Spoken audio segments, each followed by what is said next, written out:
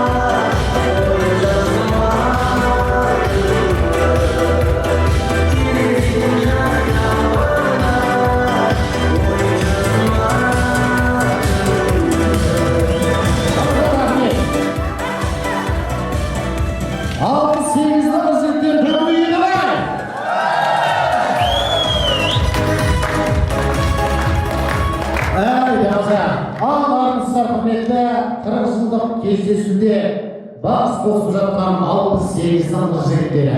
Бүгін сіздер үшін үлкен мереке, үлкен мейрам, үлкен той деп айтсақ артық айтқандығымыз емес. Бүгінгі мерекелеріңіз құтты болсын.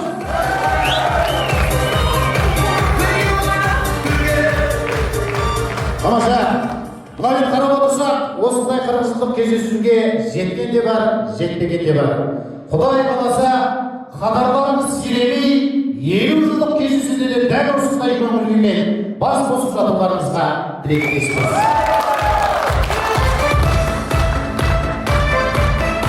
Ал ендеше сағыныш сыныптастарды көріп осындай 40 жылдық кездесуде бас қосып жатқан кезде бір тамаша жолыққан қандай жақсы деген ән сіздердің құрметтеріңізге болсын. Бірден дастархан басына жайғасқандай болмай, бірінші әдемі қыздарды әдемі жігіттер биге шақырыңыздар, бір ырғақты би болсын, содан кейін барып жеребе алып дастархан басына жайғасамыз. Жолыққан қандай жақсы сіздер үшін.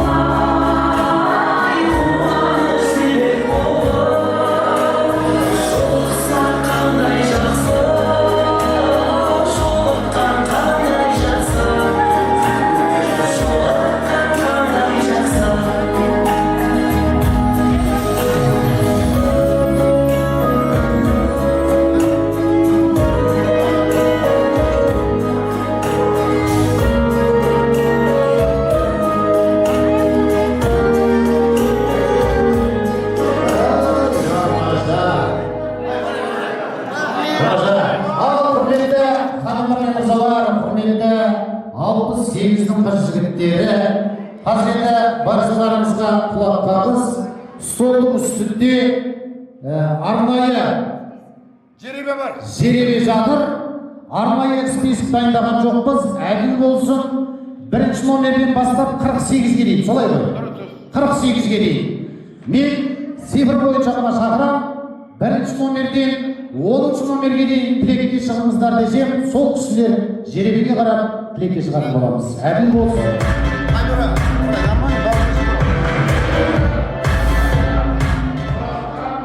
Армысыздар, құрметті ханымдар мен мырзалар, құрметті 40 жылдар кездесуде бас қосып жатқан 68-дан қыз жігіттері, күйеу балалар және де келіндер, бүгінгі мерекелік дастарханға баршаларыңызға қош келдіңіздер деп қадамдарыңызға құт тілеп қояйық. Қош келіп жатсыздар, мереке тағы да құтты болсын.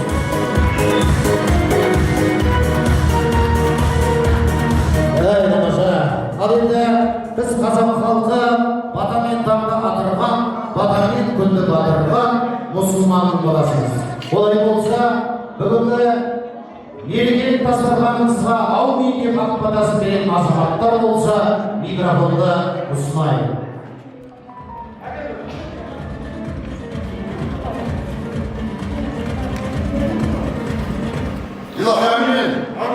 Алла имам болсын, қызырмаған болдасын.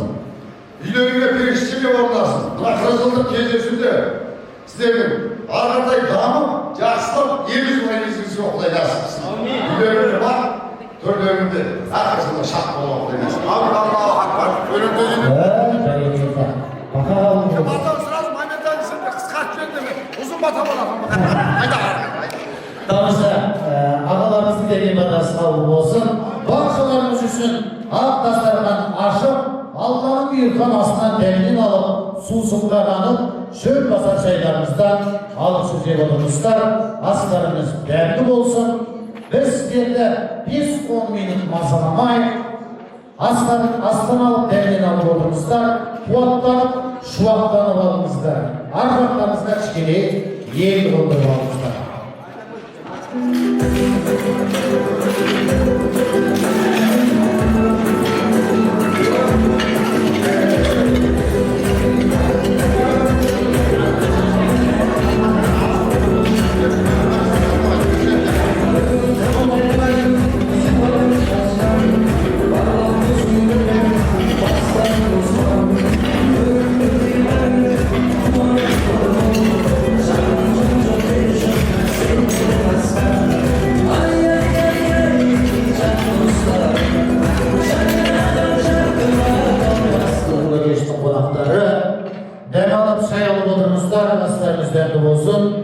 Құлақтандырып ойналар, әселенгендер түгей, көңілге түрлі ой салар, әлді сүйсенгенше сүйдер. Хәкім Абай жырламақшы, бойларымыз балқып, көңілдеріміз шалқып болсын деген тілекпен, бүгінгі кештеріміздің музыканты, менің досым, Саянтай әнші балаларымыз әдемі ән шашуымен бүгінгі кештеріміздің шымылдығын ашып берсін. Қолдан келсе қол соқ қошеметтен ортамызға қарсы алайық. Саян балаларымыз, сіздер үшін ән шашу болсын.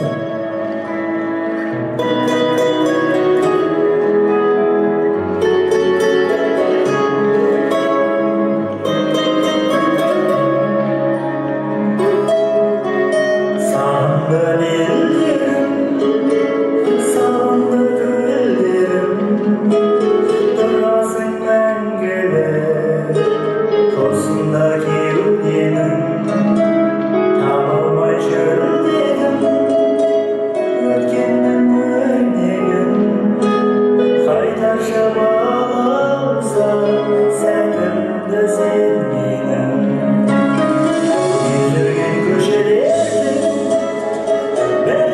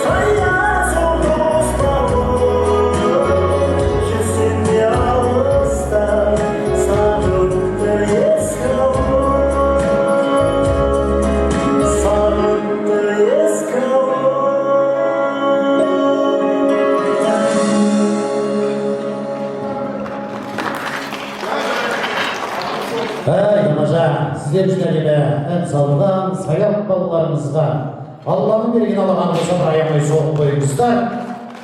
Бар екендеріңізді көрсетіп қойыңыздар.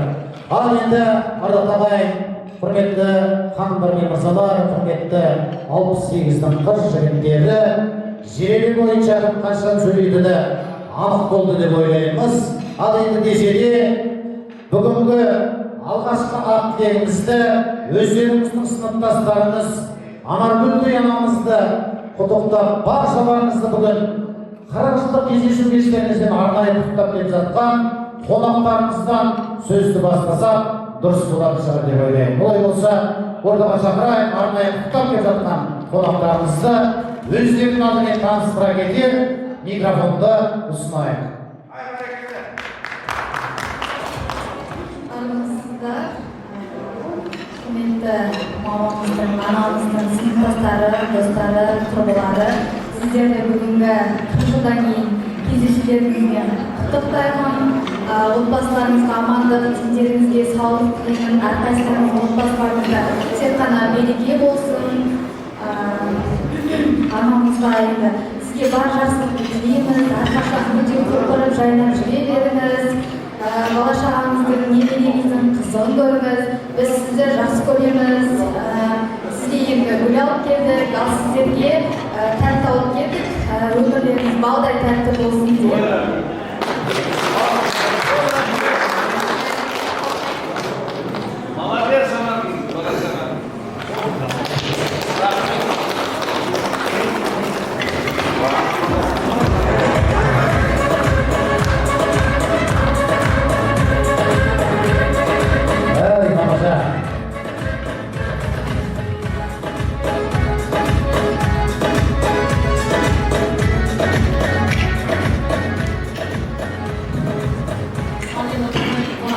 Мен аяғасынан мен балаларым өзіне білейін кетті, рахмет еді. Апасының орнын тоқтатпай келген ғой, көп-көп рахмет еді.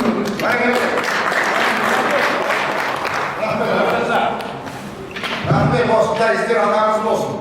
Артыңыздан. Әрекет алып. Енді рұқсат болса сіздердің. Жүріңіздер. Әрекет. Жоқ, сөйлей қойыңыз. Ауыз сөйлейсіздер. Әрне сөйлеймін. Мен әдеп беріңіз болдым сіздерге. Ауыз сөйлейсіздер. Анарғы парекетте, рахмет, осындай бала шағаларың сен. Мен мұндарға өзім қызамын. Бізге беріп, құрмет беріп өстіп. Сол, алхамдülillah.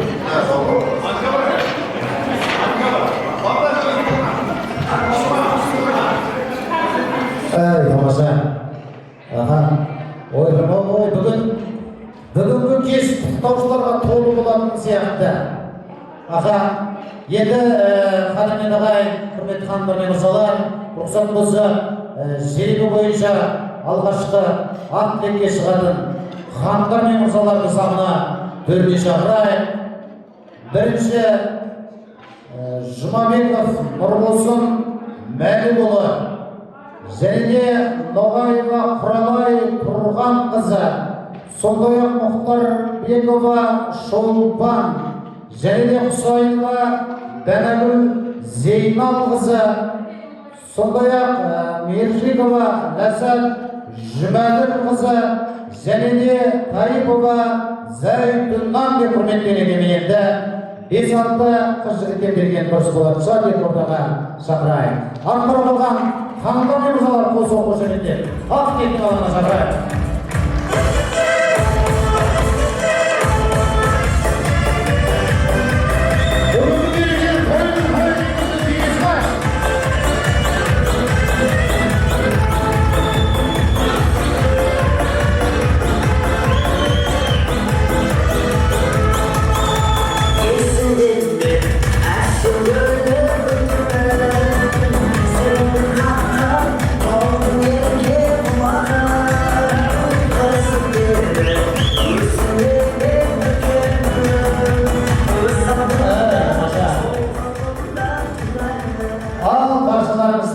Қош көрдік құрметті ханымдар мен мырзалар.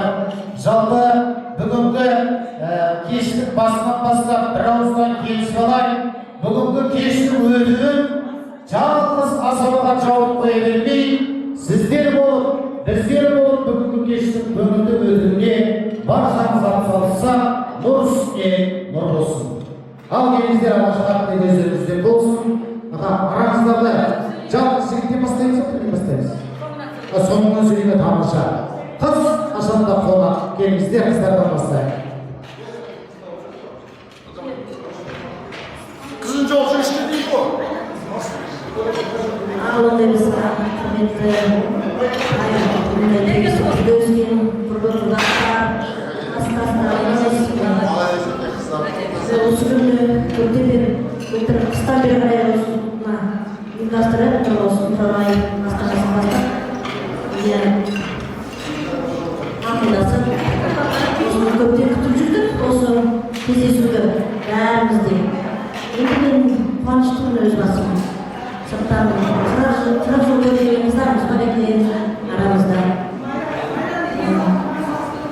Сол бағыттарыңыз келген адамдар жағын жүрсін. Қош келдіңіз бері бүгінгі кешімізге міне қолдықта тұрғым келді. Мектептегі тақтаға шыққандай оқушылай отырмыз былайша. Ал енді не дейміз енді бүгінгі кешіміз көңілді өтсін, көңілді отырыңыздар, қуаныштымыздар, көргенімізге барлығымыз. Бір кісінің баласындай ат салысып, біз бөтен үшін жоқ, бәріміз бір класста жаңа айтқаным ғой, тайғылында келісіп бірге ойнап, бірге жүрген кластастар.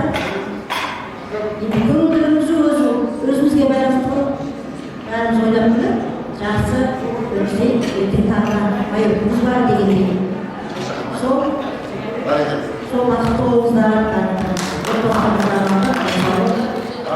осындай жақсы күнде кездесек енді бармыз.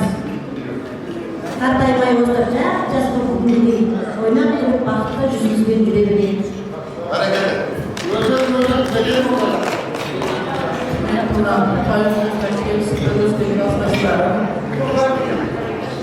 Балаларымызға, келіндер, барлықтарын теген адамдарымызға дұрыс olsun. Осы мақсатын ұйымдастырып жатқан қыздар, жігіттер, сендердің еңбектерің зор енді. Рахмет сендерге. Енді бала-шағамыз аман болсын. Немерелер, барлықтардың бір үйдің атасы болып отырсыңдар. Сол немерелер аман болсын. Немерелерден шөбереге жетіп, шөбереден ата-бабалыққа жетейік. 50 жылда елді қайтып, 50 жылды кездесуде де осы жұмыс жазылмай жатқанымыздың басымыз болсын. Рахмет, алыс жолдан келген қыздар, жігіттер, аман есен ойнап күліп, жақсы көңіл күйде. Елдіктарымызға аман есен жетіңіздер. Ертең майыр күніміз бар, жақсы ойнап, жақсы күліп. Алла шықып жүрген нәсіп етсін енді. Алла шықып отырыңыздар, алдыңызда бұйырған дәмнен. Рахмет барлықтарыңызға.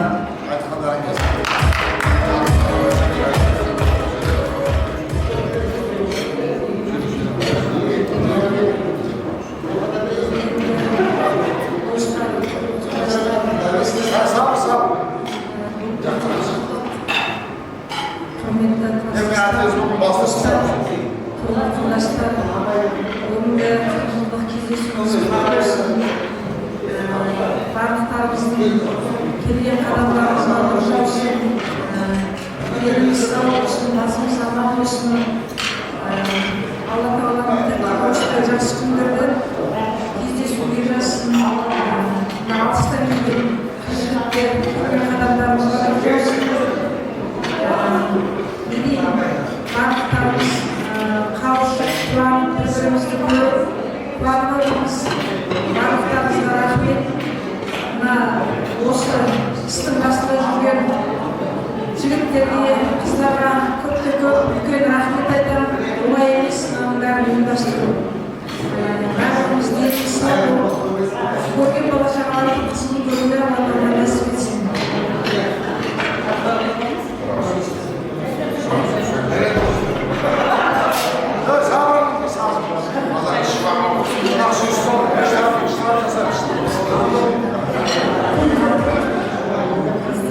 Dostlar, alış жаққа келген құрбылар, келген қарындарына нұр жаусын.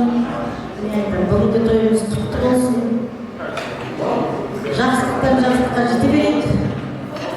бала шағамыз аман. Не айтам? Айтатын жақсы көп енді. Той құтты болсын.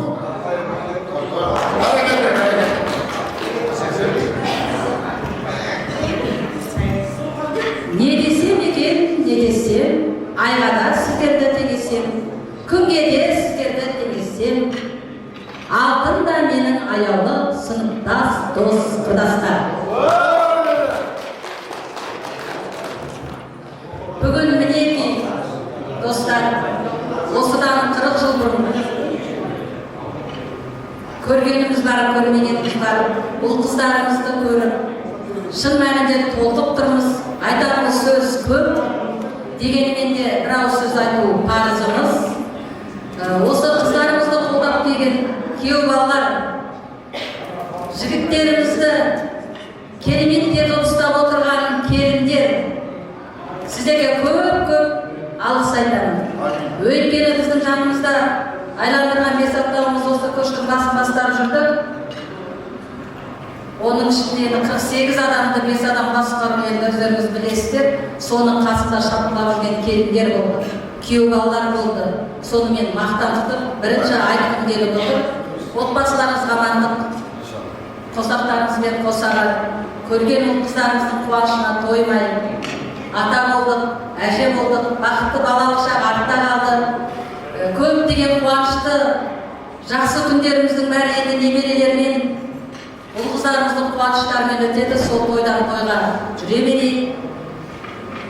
Алатын асуларымыз көп болсын, Алланың берген жасын жасайық. Арамыздан қаншама достарымыз кетті. Бағана өздеріңіз де көріп жатсыздар. Оларды атап өтпесек тағы болмас. Дегенмен де ас беріп, Құран бағыштап, олар да бір аулап жатқан шығар. Енді міне артынан іздеп келіп жатқан жаңағы Анаргүлдің де бұл қыздарына, балаларына көп рахмет. Оның өзі анасына деген, әкесіне деген сый құрметі. Енді мінекей кешіміз бүгін бағана астан бастап тамаша басталып келатыр. Әлі де жақсы аяғына дейін ертең саяхатқа шығамыз, оны да тамаша өткізіп, тағы бас қосуымыз кереметтей болып өте берсін. Бұның сыртында сырттан келген қыздар, күйеу балалар бар. Және асыл анау жақтан келген қыздарымыз бар. Барлықтарыңызға көп рахмет, қолдау көрсетіп, осы кештің әдемі болып өтуіне, осы кештің сән салтанатты болуына сіздер болмасаңыздар, біз қанша қатырдық десек те былай өтпес еді. Біз қуаныштымыз, төрт көзіміз түгел, арада бір шүкір себептермен келмей қалғандар болмаса, қалғанымыз түгел бас қосып отырмыз. Тіл көзден сақтасын, қатарымыз азаймасын, 50 жылдар тағы бас қосуға нәсіп етсін. Той құтты болсын, достар. Бәрекелді, той боласың.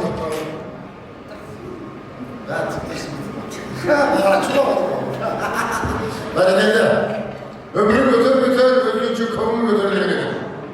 Барлықтарыңызға мың барғызам, өстіп келіп жиналып, өшерде отырғандарына, өшерде тұрасың деген норман жінемес екен, байқапқан шығасыздар өздері. Бірақ та ағалы солай келеміз, соған ыза болып қалдым. Бәрін қарап тұрсып, қасып тұрықтарындасың екен.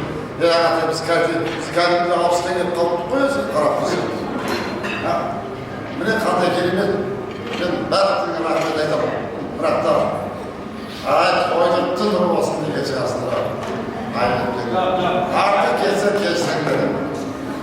Артық келсін, кешірім сұрайды. Ақшаны майдалау дейді. Майдаласаң тиін екен дейді. Бірақ қарсастарды жинап алу екен дейді. Өмір деген қызық жерісіз дейді. Бәрекелді рахмет. Мына жерде жаңағыда шапқылады, қыздарға да рахмет шапқылағанда. 3 қызымыз, 4 қызымыз болғанда. Кішкене, мен сол бұмен етіпті әңгімесе бұз айтамын. Міне, молодец, небір советтерді айтып. Макаға рахмет, Құралайға рахмет. Алланың мұша, Сәулешка, қол көтеріп қой. Сәулет, міне, алхамдулилlah, бір Назарбаевтың өзі бүкіл Қазақстанды басқарып отырып, кет жал кет деп кетірдім ғой бәріміз. Енді бізді айтып отырып, кет десек те кетеміз ғой, рахмет, бәрін тәңізім, әлі айтқым келеді бір әтесі. Қыздарға қарасам, 100 100% деп қоямын, 100% жинап. Иншалла.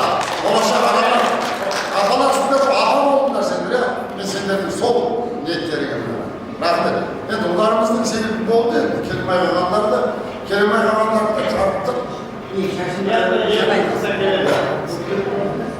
Енді қарымдарынан уже olsun. Міне, күйеу балалар келіп отыр. Бауырларым келіп отыр. Жекелер кластасып келіп отыр. Міне, мен бұл жерде ең риза болатыным алыстағы екі қызымыз келді, оны өтірік айтамыз, жоқ емес. Біз 43-44 жыл өмір болды. Рұқсат болады, қанша бала тақ қойдаршы?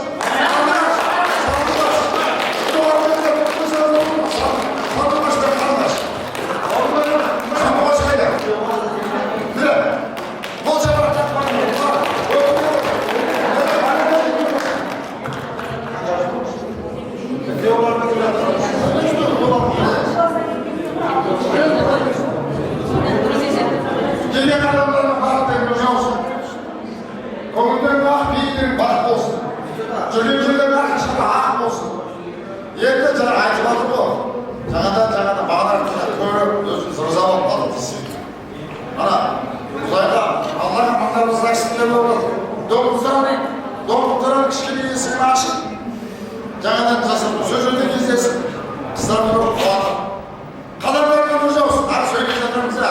Көңілдері ақ, бет мақ болсын. Той болсын. Той олай берген болсын. Тамаша, ағынан жанға ақтап жатқан ақ тілектеріңіз қабыл болсын. Шынымен де оңай емес. Осы кештің басынан бастап, осыны ұйымдастырып жатқан қыздар, жігіттер, WhatsAppқа кірсеңіз кірмегендер ғой, қайда жүрсіңдер?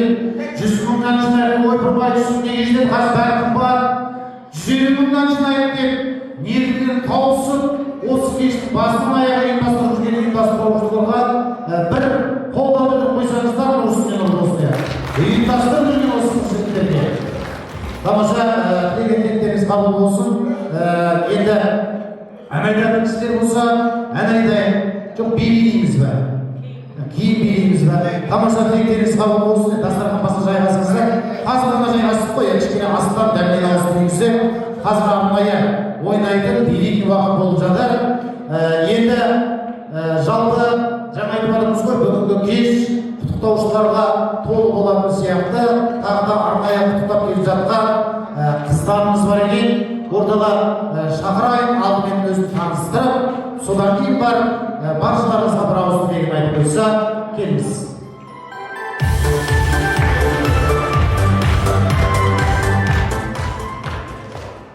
Кеш жарық, құрметті қонақтар, жолдарыңыз құтты болсын. Мен Шолпан тәтенің қызы боламын.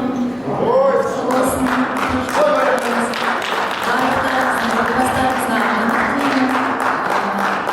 Тек қана бала-шағаларыңыздың қызығын көріп, аман-есен тағы да 50 жылдықтарыңызды тойлап жүре беріңіздер. Амин.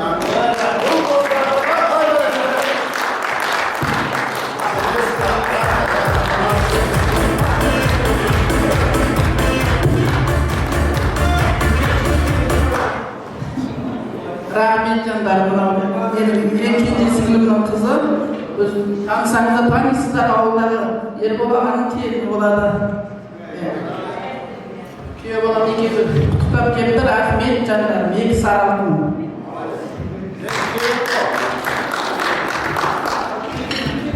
Бәрі тамаша. Рахмет, осындай құттықтаушыларымыз келіп жатыр. Мұнда бір рахмет, уақыттарын бөліп, арнайы құттықтап келіп жатыр. Аға, бір сөйлемдер сұрасаңыздар болады, жайғасыңыздар, келіңіздер. Жалпы енді сыртта тағы бір 48 адам келіп жатыр. Мені ордаға шақырайын. Арнайы осы құттықтаушыларымызбен бірге сабақ дене сәтімен темірді құсығын тасуы дейді ғой. Осында Серік ағамыз бен Малика дадеміздің достары арнайы құттықтап келіп жатыр екен. Сол кісілерге де уақыт беріп жіберсек дұрыс болатын шығар. Уақытымызды бөлсек дұрыс болатын шығар. Ортаға шақырайын. Серік ағамыз бен Малика дадеміздің достары құттықтау тілектері бар екен. Одан кейін музыкалық номерлеріне келіп жатыр екен. Қосылайық, қарсы алайық.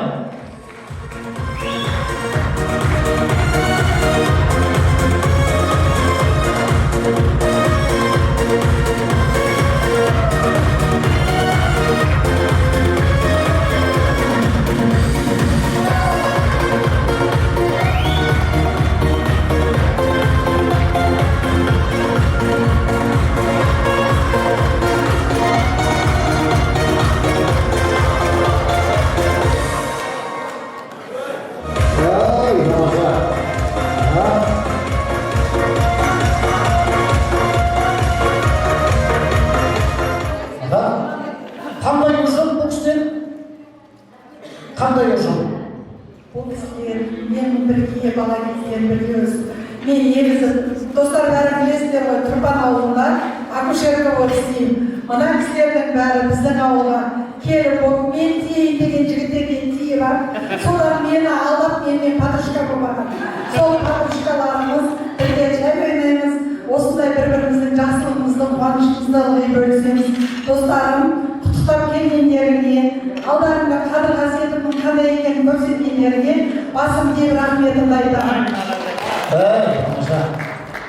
Осы кісілердің ішінде мен үшін ерекше атап өтетін Темірбасты әулие жезде мен әпкеммін. Қол көтеріп қойсыншы. Енді жалпы күшті киімдері бәрі әдемі. Бақилға киізді сояп, баяғыда киізден акушерлікте бар әдемі. Бақилға киімізді сояп қалды ғой. Бүгін Бақилға, тамаша. Әзірде барымыз, салғыда барымыз. Ал келіңіздер әдемі рахмет құттықтау тілек өздеріңізден болсын. Кімден бастаймыз? Жүк түйені жол өргендігі дейді.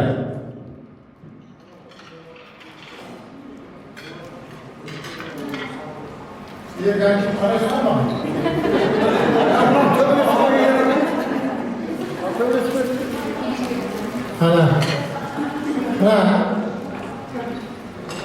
Қырық жылдық мерекелер құтты болсын. Дендеріңіз сау, отбасыларың аман. Немере сүйгендеріңіз, немерелеріңіз аман болсын. Ұл қыздарыңыз аман болсын. Бүгінгі мерекені жақсылап өткізбесіңдер. Жаңа ауылдан мешітте қайтқан достарыңды, кластастарыңды еске алып ас беріп сөйтіп жатсыңдар. Сол Алланың құлағына шалынып қабыл болсын. Деніңіз сау, отбасыңыз аман болсын. Жақсылық қуанышта бар болсын. Алла нәсіп етсін.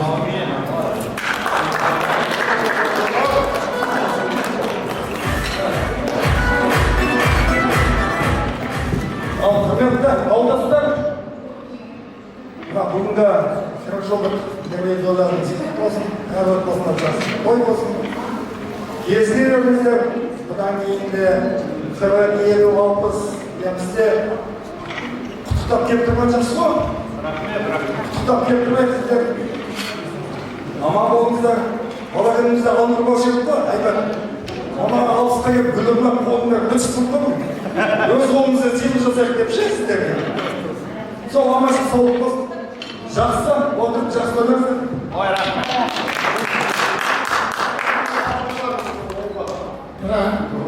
Жаңағы Мака Мәлике.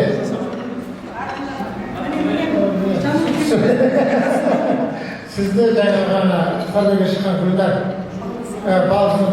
Осы екі балсынды бір жағы тұтап келді.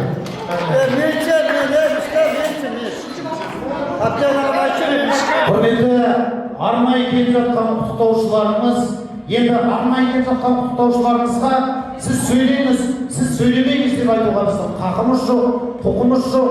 Тірек бүгінгі кеш әрине достарымыздікі, десе де енді бір-бірімізді жалықтырмамайтындай тілек айтсақ екен деп жатырмыз. Нұр үстіне нұр болсын. Тағы бір біз сөйлесек қысқартады. Содан кейін арнайы номеріміз бар, соны орындасақ дұрыс болатын шығар. Құрметті біздің ауылдың қыз-жігіттері, менің құрдастарым, бір жағынан біздің Маликаны бар, Серік бар, Тұтқан бар, менің Ләззат Қайсым бар, Сарық Табысым бар, менің Ержан Ерекең бауырым, жеңешем. В общем, барлықтарыңызды шын жүректен құттықтаймыз. Біз тұтқандарымыз, бізге 68 жылғымыз, Елизат екеміз. Біздің де 40 жылдықтарымыз өтті. Сіздерді тұрпан құрдастар деймін осыны отырған барлықтарыңызды. Кездесулеріңіз құтты болсын. Аман есен осындай тағы да 50 жылдық, 60 жылдық кездесуде бас қосуға Аллам нәсіп етсін. Кездесулеріңіз өте тамаша өтсін. Біздің құрдастар, Малика бәріміз жаңа айтты ғой жағдайды. Бізге үйленіп, осы бас қосқаннан кейін Малика бізге тиісіп жүрді. Сендер келмесеңдер біздің жігіттер маған қалатын еді деп. Сонымен үйтіп жүріп Серікті тауып қосып, өзім Малика мен Серікке қыз жолдас, ол жолдас болдық. 35 жыл үйленгенімізге 35 жыл болды, 35 жыл дос болып келе жатырмыз. Сіздерге арнаған ән шашуымыз және би шашуымыз бар. Ақылар, арнайы номер ойнап жатқан орындаушыларымызды, өнерпаздарымызды ортаға шақырайық. Келіңіздер, қанша микрофон керек бізге? Аға, екеу. Yes.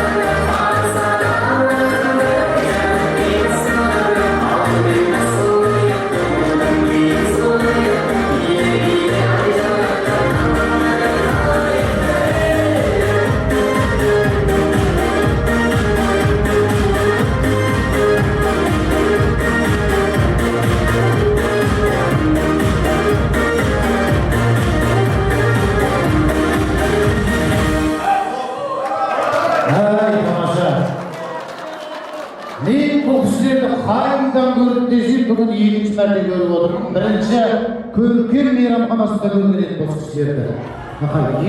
Содан неге бардыңыздар ма? Тамаша. Біз енді кішкене алпысқа келгенде шатасатынбыз Тамаша, әрине дайындықтағыдай болмай қалған шығар, бірақ білмей кетті, ағаларымыз білдірген жоқ, күшті, әдемі. Жалпы би деген қимылдаған адамның қан айналымы жақсы болады, қан айналымы жақсы болған адамның денсаулығы да жақсы болады дейді. Қалай ойнап біліп билеп жүріңіздер? Ал енді біздің ағалар, үлкен бауырлар, жеңгелер, осындай бізді сыйлап құттықтап отырғаннан кейін Байсақанымыз дәмді дұға сөйлеріңізге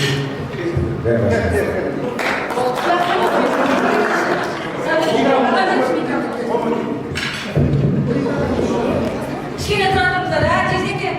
Мені атамаса көзім мен сіз жақсы көріп ма?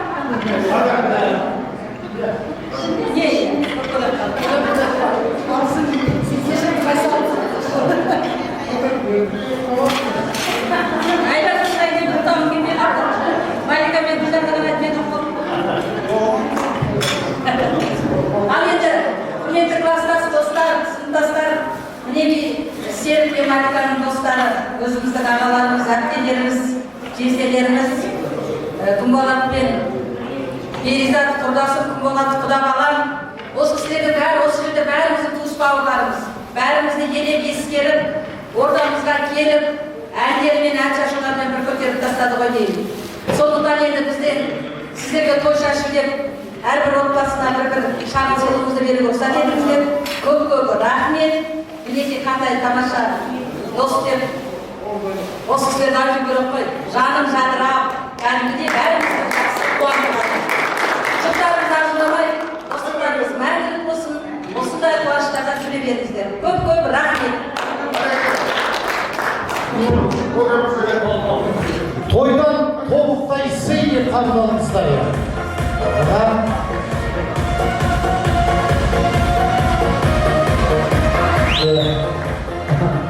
Жігіттер жағы ренжімейтін шығар енді, қыздарға арнайы жездеп ұсынып жатыр. Жігіттер жағы сыйлық алмай қалса да келмейтін шығар бұл кісілер. Азамат қой, ер азамат. Азды болса көп көріңіздер. Көмісінше бәрі сият дастарханнан дәммен ауызыңыздар. Ата-ананың қадірін бабалы болғанда білерсің, ағайынның қадірін жабалы болғанда білерсің. Отыз түстің қадірін қақсағанда білерсің, аяқ-қолдың қадірін ақсағанда білерсің. Айдың көлдің қадірін аққу үшін қаз болғанда білерсің, қойың шаштың қадірін таз болғанда білерсің. Жақсы тойдың қадірін қайтар кезде білерсің, ақ тілектің қадірін айтар кезде білерсің дейді. Жалпы енді ақ тілегіңізді бермес бұрын ортаға ас қойылды, бірақ енді баға берілмей қалды деп жатыр. Мүмкіндік болса, біз енді баласы қолдар шапса да тағымың мықты болсын деп баға беретін халықпыз. Рұқсат болса, жездеден сұрасақ деп жатырмыз, келіп жатқан асымызға. Бата көпті кетпейді, батамен ел, жаңбырмен жер көгереді дейді. Қоңғин.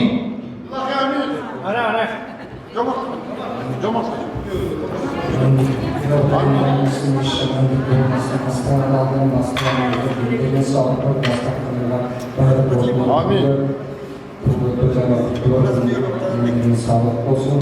Amin. Bağışlarla ölümünden aman ol. Hastanızda her kişinin olsun yaxsılıklar. Amin. Elimizden alan çocuğumuz taşık olsun. Amin. Amin. Allah'a emanet. Evet, tamamsa dediğim badalarınız kabul olsun. Al devam sayılıp oturmuşlar. Çalpiyette, kadımiyete ay, hürmiyette, kan kırmay masalar. Ama бүгінгі біздің қарапшылық кездесу кешінің тізгінін ұстап, көзіне ашық таққан, өзі қап-қара қалқан құлақпала қайдан жетпеді кетіп отырған шаршыдар. Енді жүзі білгенше бірді бақытмен дейді, мүмкіндік болып жатса осы сәтті пайдалана отырып, өзімді өздеріңізге таныстыра кетейін. Өнерімен елге байқалған талай жерде сері болып той тойлады. Анамның eşitlemeye жатқан кезде әппақ туыңыз деп айта алмадым. Осы сөзге көбірек тоқталыппын, мен де бір боламын деп көп халықтың. Анашымды музейге түсіргенде күйіп кетіп содан қарап оқпалыппын. Одан кейін құлағым сәл-сәл үлкен, оның да өз себебі болған шығар. Бәлкім мен босанып жатқан кезде гинеколог келіп құлағымнан суырып алған шығар. Көзіме көзімді тапқандығым, келіншегім осындай көпшіліктің ортасында көз тиіп қалмасын деп салған шығар. Аман болсын кең далам, болайық сізден мен тамам. Айдарлы деген ауылды білетін шығарсыздар, сол ауылдан келіп жатқан Ақшалардың асабасы Ермек деген мен бола деген ағайын.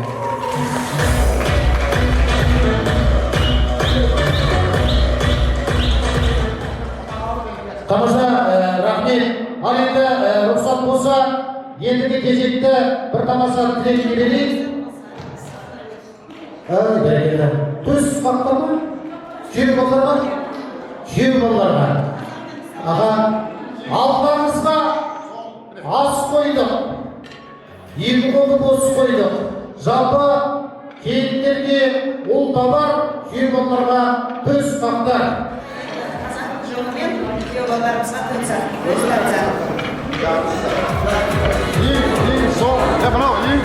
Ең соң төсі болса.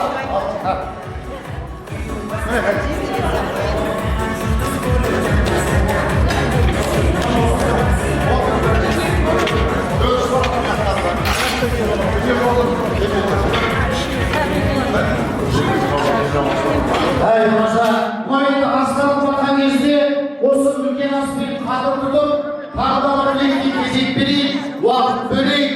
Содан кейін арнайы сый-сияпат президентіміз тұр, баршаларыңыз көріп тұрған шығарсыздар. Ойынымызды бастасақ деп жатырмыз. Бүгінгі енді мерекелік кештеріңізді, бүгінгі тойларыңызды тек қана тілек айтып жиналыс қылмай, әлемі бір демалыс сияқты қылып өткізсек дұрыс пен болатын шығар. Олай болса, енді бір тамаша тілек болсын, содан кейін ойынға кезек берейік. Қабылов Берік Қожахметұлы және де Мұхтаров Сартай Қасымханұлы, сондай-ақ Раева Гүлжазира Бекенқызы және де Сарбақасова Гүлнар Бабайқызы, Шыңғысбаев Серік Мұхаммедұлы, сондай-ақ Бимұрзанова Анаргүл Бейсенбайқызы деп құрметтеп жазған екен. Қол соғып қошеметтер, ортамызға үлкен аспен қадырды.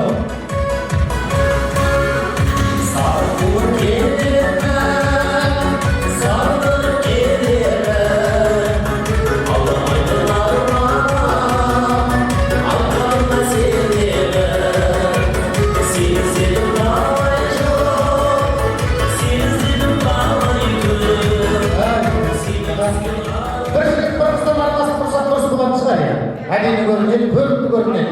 Бір жігіт біріңізден араластыра қалыңыздар, аға. Тамаша. Ал келіңіздер, кімден бастаймыз? Аға, қыз, қашанда қонақ қыздардан бастайық. Ал, құрметті. Бүгінгі кездесуге жиналған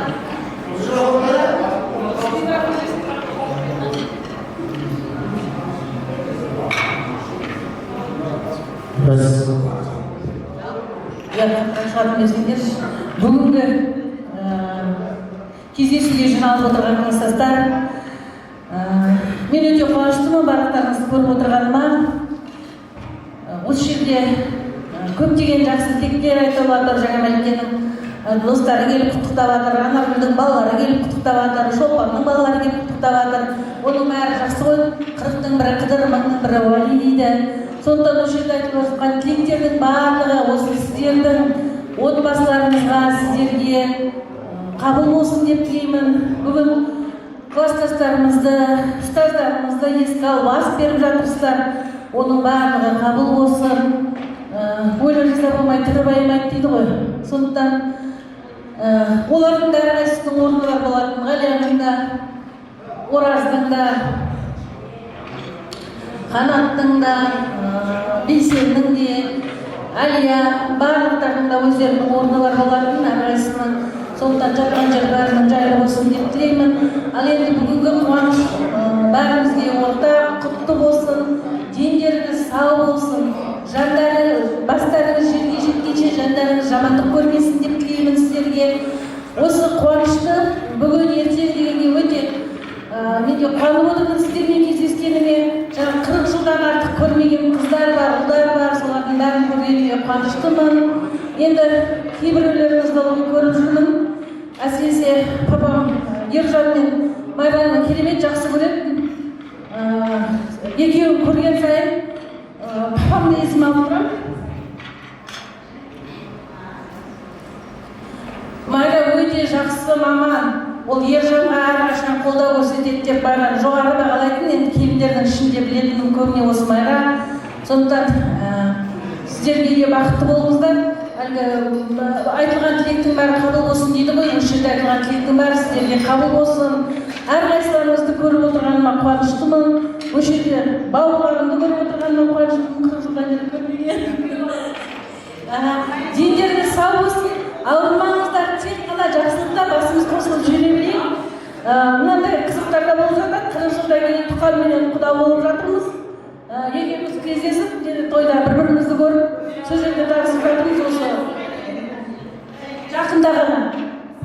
Мен нағашымның баласы, ағасының қызын алып отыр. Сөйтіп құда болдық екеуміз.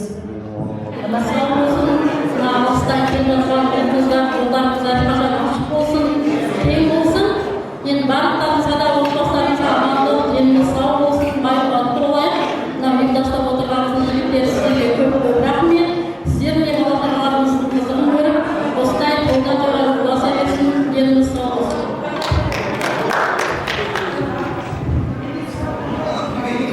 Ал енді құрметті кластастар,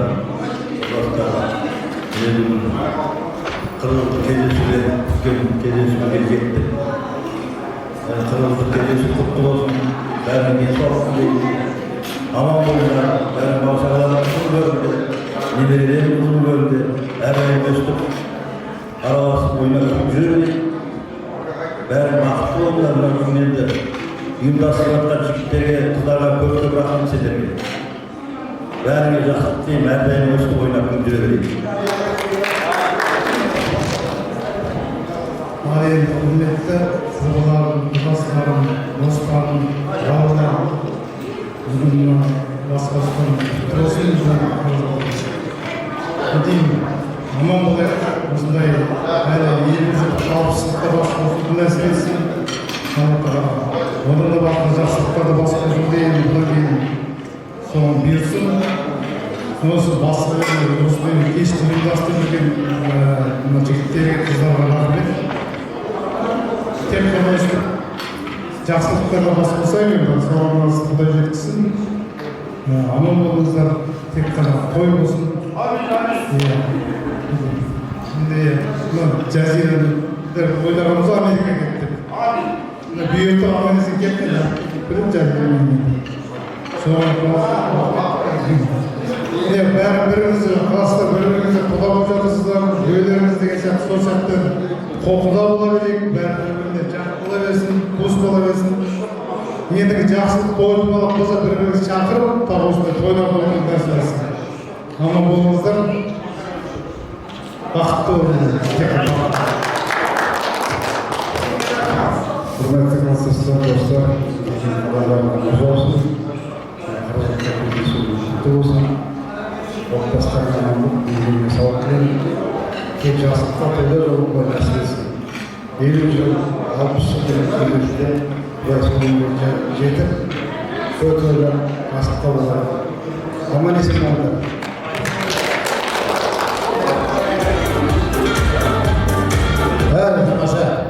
Үлкен аспен қадырлы бағындырге шақырғаннан кейін сөзбен тартқан жоқ, микрофоннан қаққан жоқ, ол біріншілік жоқ па? Барлықтарыңыз сөйледіңіздер ма? Маша, тілеген тілектеріңіз қабыл болсын. Бір суретке түсіп алсаңыздар, мархаба. Болған екен, соған кезек берейік, уақыт бөлейік.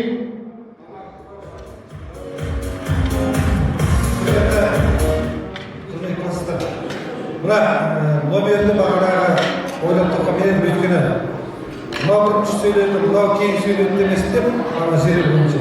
Содан кейін екінші, сол күйге бір уақыт қарап қойыңыздар. Мен қазір не жібердім?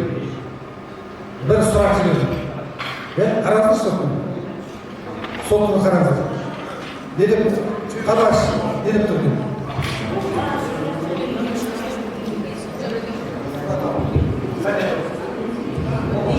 Елу жастан кейінгі 5 жылы. 50 жастан кейінгі 5 жылы. Номинация. Сіз қосыласыз. Ал кім деп ойлайсыз? Өз баяндамаңызды сол күйі жаза беріңіздер. Содан кейін келесі номинацияны жіберемін. Тамаша. Әдемі телефонға қарап отырыңыздар, мұқият болыңыздар. Ал енді құрметті ханымдар мен мырзалар, бүгінгі кештің қонақтары ендігі кезекті ойынға берсек деп жатырмыз. Арнайы сый-сапат приздеріміз дайын. Жалпы бұл жерде бірінші ойнайтын ойынымыз барлықтарыңыз тойға барып жүрсіздер, көріп жүрсіздер, білесіздер. Қазақтың киносы болсын, мейлі үндінің, түріктің киносы болсын, музыкасы қоймады, қандай кино екен тапсаңыздар, қолдарыңызды көтеріп қанат салсыңыздар, ортаға шақырамыз, арнайы сый-сапаттарыңызды табыс етеміз. Бірінші киноның музыкасы.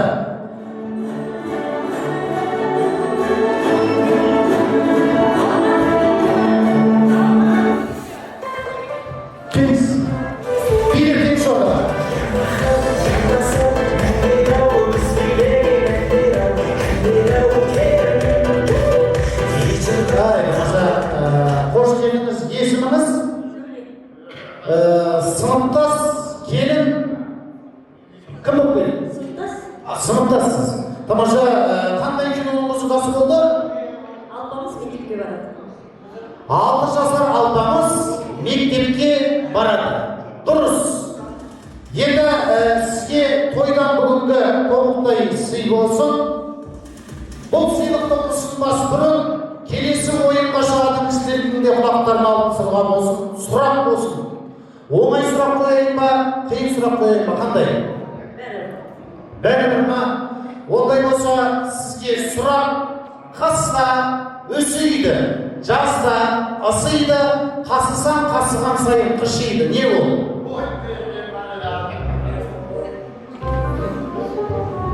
Сіздің сұрағыңыз бойынша қойып жатырмын. Бәрібір дедіңіз, қыста өсейді, жазда ысиды, қасысан қасыған сайын қышиды.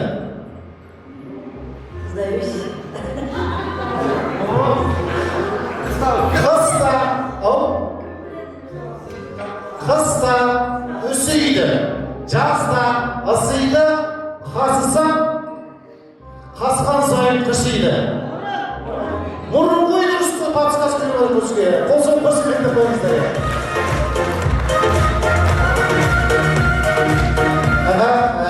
Келесі киноның музыкасы мұқият болыңыздар.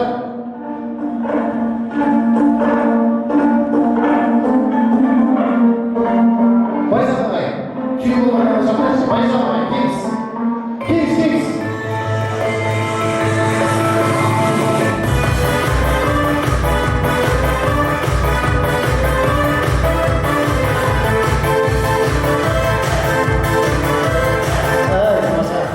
Қош келдіңіз.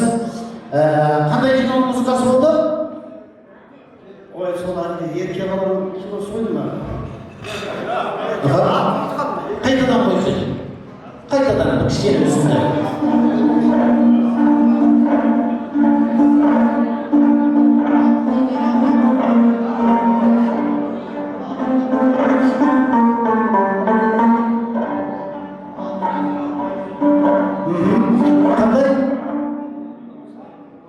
Алпамыстық қойылып кетті ғой. Солай қойса еді. Ол қойылды. Қандай? Бағына ұлған хами. Жоқ, Байзақ сен менің Тамаша, бұл ағаларымызда ортаға арнайы шақырамыз қазір. Енді ағай, сізге сұрақ, оңай сұрақ, қиын сұрақ қандай? Оңай сұрақ. Оңай сұрақ болсын сізге. Белі бүгір, алысқа тұтыр мұнды қол не? Белі бүгір, алысқа тұтыр мұнды қол не?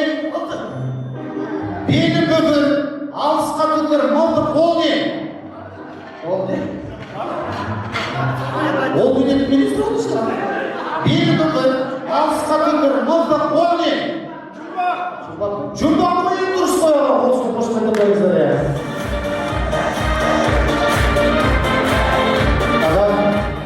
Келесі киноның музыкасы, мұқият болыңыздар.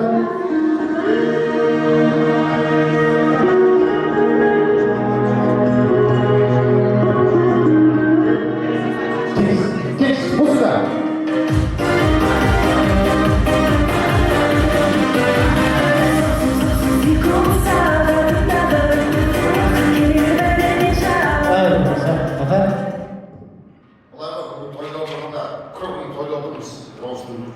Неге?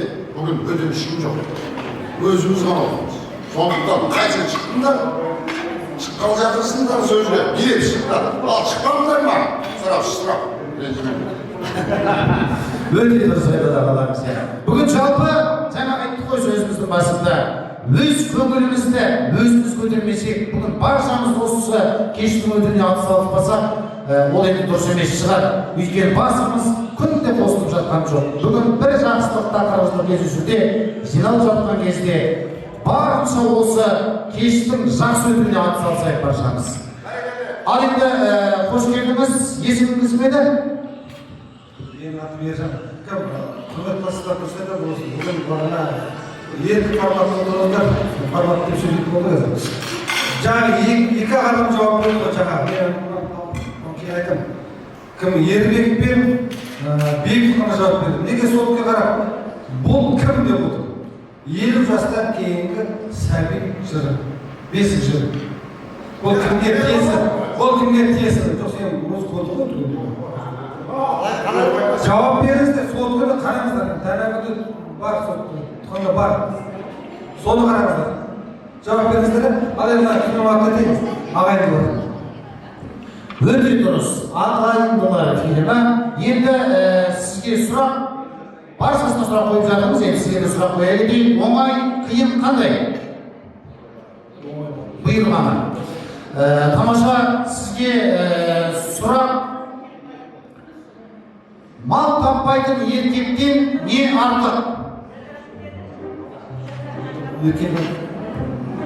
Жосын айтып жатырмын, мал таппайтын еркектен не артық?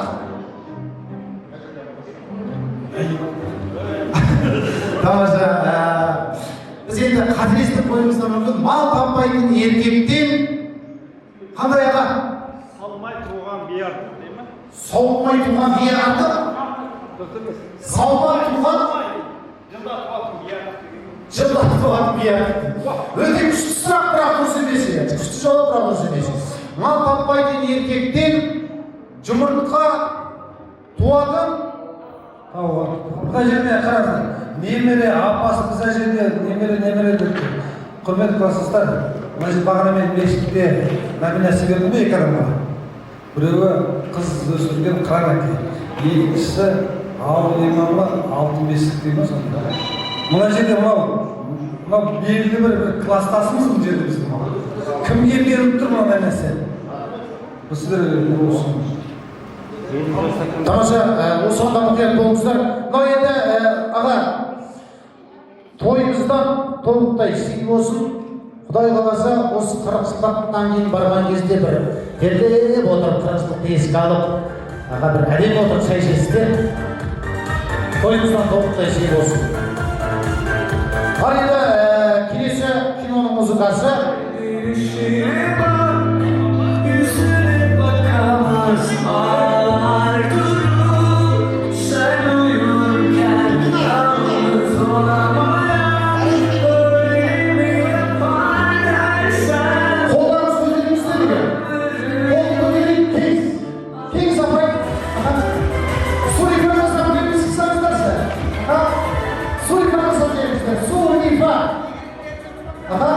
Кім шығады? Ақбасқымыздан береміз.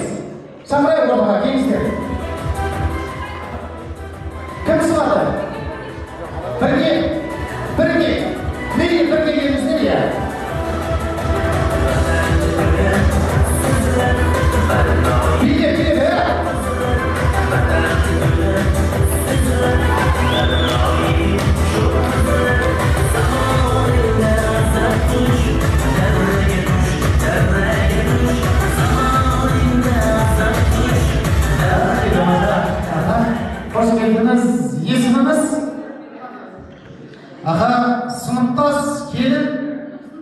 Сыныптас, тамаша.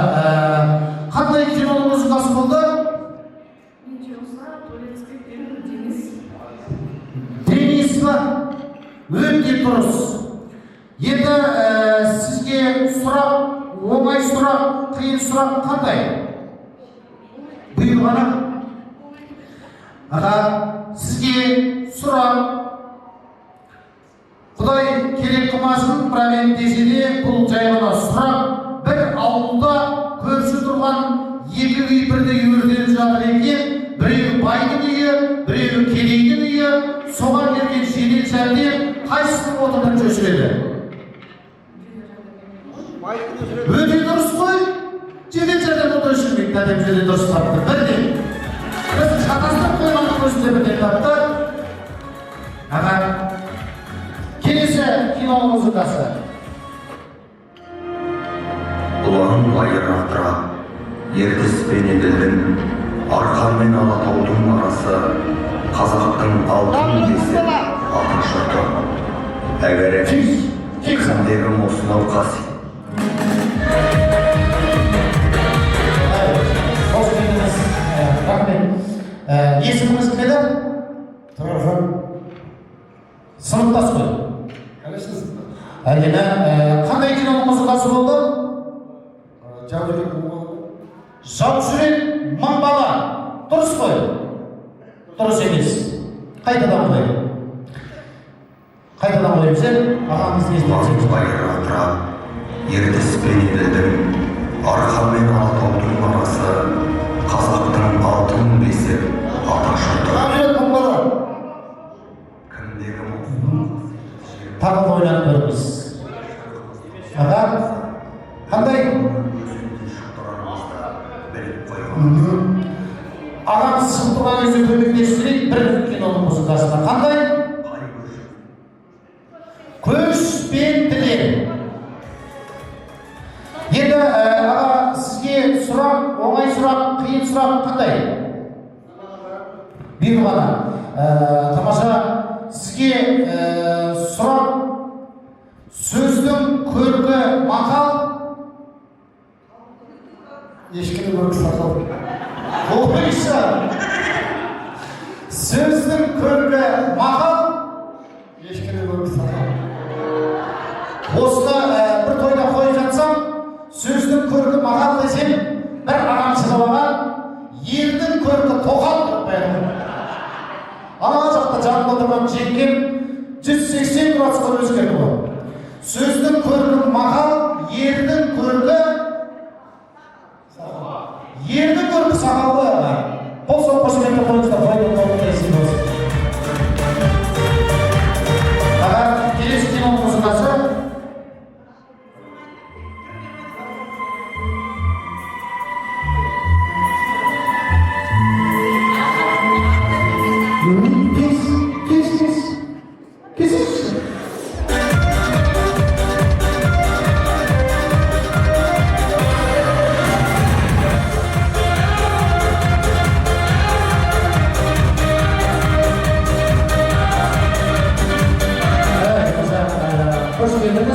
Есіміңіз? Бибігүл апай, сыныптас? Аға, қандай киноның музыкасы? Махаббат бекеті. Өте дұрыс. Енді сізге сұрақ, оңай, қиын қандай? Бұйырғаны болсын. Сізге сұрақ, сіздің қорасыңыз көршілерде жұмыртқалап пен жұмыртқа көршілді ма, сіздікі ма? Қорасы? Қорасы жұмыртқаламайды ма? Мен тауық деген жоқпын ғой. Аға, біз қағылестіріп қойымызда бұрынғы де.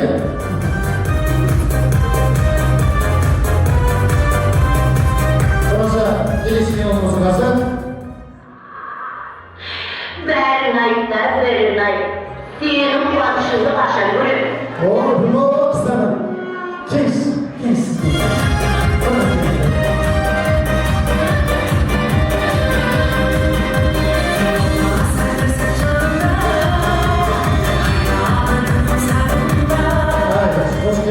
Есіміңіз? Ләззат ханым, сыныптас? Қандай киноның музыкасы болды? Тақиялы періште. Өте дұрыс айтасыз. Сол тақиялы періштеде өте бір күшті рөлді сомдаған апамыздың аты Әмина Өмірзақ. Өте дұрыс айтасыз. Енді сізге сұрақ оңай, қиын қандай? Сізге сұрақ айдалада ақ отау, ауыз мұрны жоқ отау, жұмыртқа ол не? Айдалада ақ отау, ауыз мұрны жоқ отау, жұмыртқа ол не? Жұмбақ қой, дұрыс қой. Тойыңыздан тоғыздай сый болсын. Аз да болса өте беріңіз.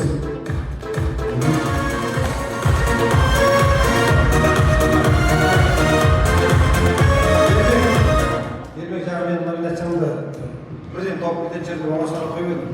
Бірақ осы табыстай салайын, содан кейін тағы да ойлап жастар.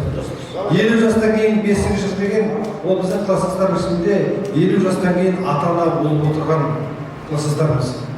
Яғни сол алғысхатты сұрайын.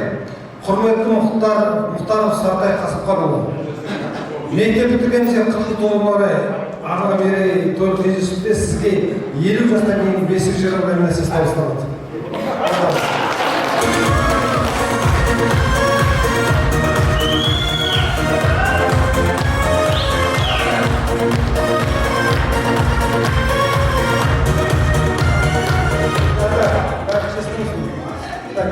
Ең кіші баламыз неше жаста?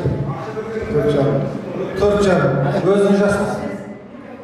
Өзіңіздің жасыңыз? 52-53. Дұрыс келіп тұр ма? Қалай келді? Бұл болса бар. Мен оңай табатын шақырдым, қайраситтер қалай табатын? Мен бұрыша деді жоқ, өсі келді. Мен қалғандарын түсіндіңіздер ғой? Келесімен сұрақ жіберіп жауап беріп мектеп қабырғасынан қанат қаққаныңызға міне 40 жыл. Осы жылдар ішінде әрқайсымыздың өміріміз әртүрлі болды. Сол жылда сіздің жастықтың сенің атауыңыз бекер емес. Өйткені сіз қатарыңызда өмірге жаңалық, қуаныш пен шаттық сыйлап отырған ең жас періштенің әкесі боласыз.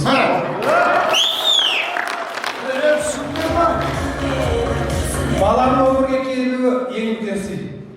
Сізге ата-аналық жауапкершілік жолында қажырленбек, балаңызға бақытты балалық шақ, нұрлы болашақ тілейміз.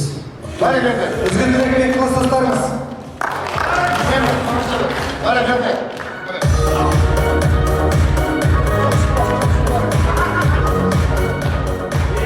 Тамаша, арнайы алғысқа алып жатқан ағаларымызға Алланы берген алған райындай жол қойшы. Сыныптастарымызға. Тамаша, ал енді құрметті ханымдар мен мырзалар, дәл осы сәтте ойынымызды қазір жалғастырамыз. Бір ән шашу болсын, сіздердің құрметтеріңізге болсын. Ауылға барам деген Тоқтар Серіков ағамыздың әдемі бір әні. Шамамыз келгенше жанды дауыста сіздердің құрметтеріңізге тарту етейік.